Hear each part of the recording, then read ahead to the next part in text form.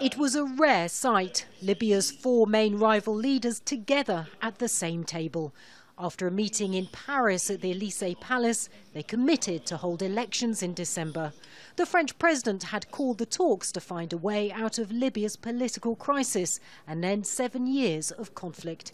He said the outcome marked a historic moment.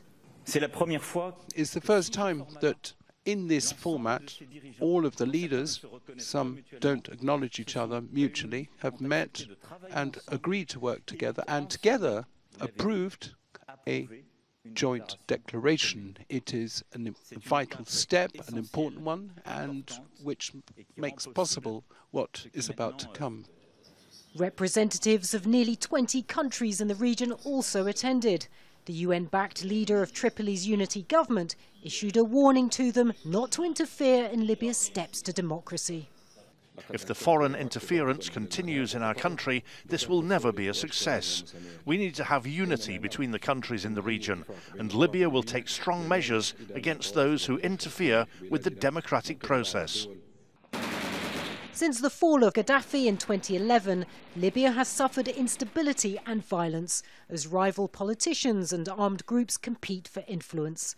For the past 4 years, power's been mainly split between the leadership of Prime Minister Sarraj in Tripoli and renegade General Khalifa Haftar in the east. France was one of the main driving forces behind NATO's military intervention to help rebels topple Gaddafi. But now Macron's been leading a push to bring peace to Libya. Last year he hosted Sarraj and Haftar in France.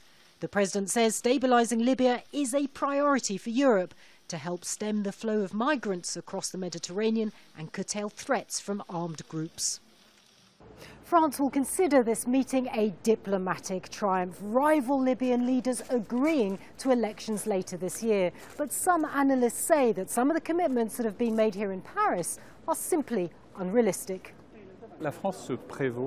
France is congratulating itself for having brought together so many people to build consensus. But not all the main players are here. Leaders from groups in Misrata boycotted this meeting because they say they were not treated on equal terms with the other Libyans here. Past attempts at mediation by the United Nations have failed to bring peace to Libya. President Macron will hope his efforts pay off. But in such a fractured country, much will depend on the will of those who control competing centres of power. Natacha, Butler, Al Jazeera, Paris.